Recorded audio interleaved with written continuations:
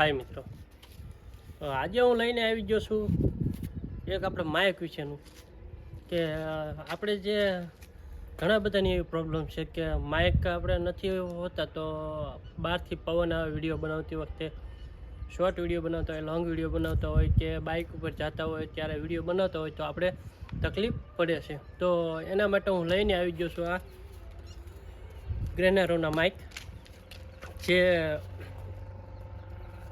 મંગાવ્યા છે મેં ફ્લિપકાર્ટમાંથી.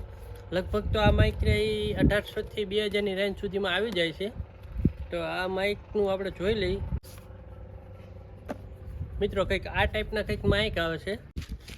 તો મિત્રો આમાં બે માઇક આવે છે, એક રિસીવર આવે છે અને એક જો આપણે ભાઈ આઈફોન હોય તો આઈફોન માટે ચડાવવાની જે પિન આવે એ છે. પછી આ જે માઇક છે એ લગભગ માઇકમાં 1 કલાક ચાર્જિંગ ચાલે છે.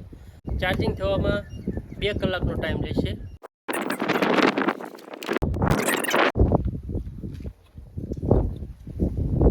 આની અંદર મિત્રો 2 માઇક આવશે, એક રિસીવર અને 2 માઇક. તો આપણે જોઈશું કે કેટલું કામ નોઈસ. અત્યારે તો પવન આવતો જ છે કેમ કે અત્યારે મેં માઇક નથી ચડાવ્યા. આવી કંઈક બીજી એક ડબ્બી આવે છે મિત્રો. તો આને ખોલીશું આપણે. તો પહેલાં તો એક આઈફોનની પિન નીકળી છે જે આપણે આઈફોનની અંદર ચડાવવાનું. એને પહેલાં તો આ પિન ચડાવી દેવાની અને રિસીવર અહીંયા પાછળ ચડાવી દેવાનું. એટલે આપણે આઈફોનવાળા માટે તો ડબલ લંબાઈ થોડીક વધશે પણ ચાલશે, કેમ કે સી ટાઈપ આવશે તો એને ડાયરેક્ટ ચડી જશે મિત્રો. આમાં એક કેબલ આવે છે, એની અંદર બે સી ટાઈપ આવે છે મિત્રો. તો આમાં એક વર્ષની વોરંટી કાર્ડ આવે છે. તો હવે આપણે મિત્રો ચડાવી જોઈ રિસીવર અને જોઈ લઈ માઇક. આપણે આની અંદર જે આવે છે 3 વખત સ્ટેપ કરવું પડે.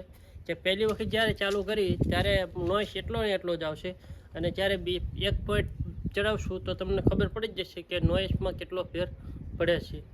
તો આપણે પહેલાં આ રિસીવરમાં ચડાવી દઈશું આ બીજી પિન. મિત્રો તમે જોઈ રહ્યા છો કે આમાં કેટલો અત્યારે અવાજ આવી રહ્યો છે. તો હું પહેલું સ્ટેપ ખોલી રહ્યો છું 1 નંબરનું.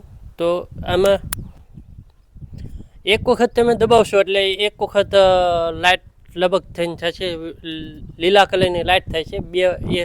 બીજી વખત તમે દબાવશો તો તમે જોઈ શકો છો કે અત્યારે નોઈસમાં કેટલો ફેર પડી રહ્યો છે. એ તમને સંભળાતું હશે કે અત્યારે તો મને તો નહીં ખબર પડે. બીજી વખત દબાયો એટલે 2 વખત લાઇટ લબક ઝબક થશે અને ત્રીજી વખત દબાવશો એટલે 3 વખત લાઇટ લબક ઝબક થશે. તો તમે જોઈ શકો તો અત્યારે મારો અવાજ કેટલો આવી રહ્યો છે અને કેવો આવી રહ્યો છે. તો મિત્રો હવે તમને કેટલો ફેર નજર આવી રહ્યો છે એ તમારી સામે જ છે. જો કે આ માઇક લેવાય કે ના લેવાય એ હવે કોમેન્ટમાં જરૂર જણાવજો, કેમ કે મેં તો મંગાવી લીધા છે ફ્લિપકાર્ટમાંથી. તમે પણ જો એમ લાગે કે ના સરસ છે તો મંગાવી શકો છો.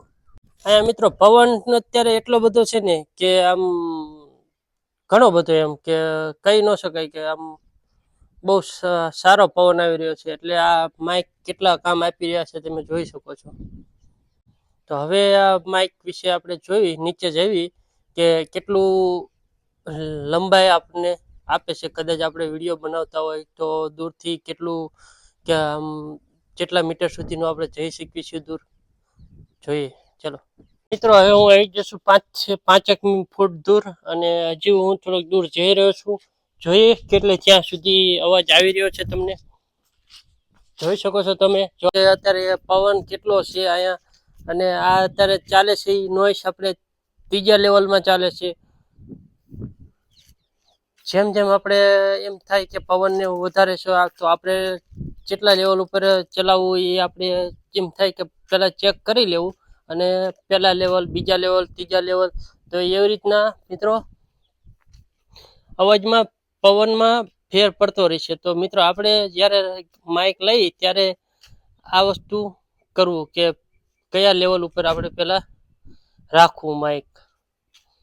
તો મિત્રો હવે આપણે જોઈએ કે ચાલુ બાઇકે કેટલો અવાજ આવે છે કે કેટલો ફેર પડે છે આપણે આ માઇકથી. જોઈએ ચાલો મિત્રો. હવે આપણે આ જે વિડીયો બનાવી રહ્યા છીએ એ આપણે ડાયરેક્ટ વિડીયો બનાવી છીએ માઇક ચડાયા નથી. આ માઇક બંધ છે હજી અત્યારે. રિસીવર હાથમાં તમે જોઈ શકો છો. અને ચાલુ ગાડીએ વિડીયો બનાવી તો કેટલો પવન આવી રહ્યો છે તમે જોઈ શકો છો. અને જે રિસીવર ચડ્યા પછી કેટલો નોઈઝ ફેર પડી જાય છે આપણે જોઈએ. હવે આપણે ચડાવી જઈએ રિસીવર. મિત્રો તો હવે આપણે માઇક ચડાવી દીધું છે અને એક લેવલ હજુ નથી કર્યું. તો હવે આપણે જોઈ લઈએ કે કેવું છે વિડીયો. અને આ એક લેવલ આપણે બદલાવી લઈએ. આ છે પહેલા લેવલનું. તો તમે સાંભળી રહ્યા છો કે કેટલું નોઈઝ ફેર પડી ગયો છે. હવે આપણે કરશું બીજા લેવલ. તો બટન દબાવશું તો બીજા લેવલમાં કેટલો ફેર પડ્યો અને પહેલા લેવલમાં કેટલું હતું. તો હવે આપણે દબાવશું ત્રીજું લેવલ.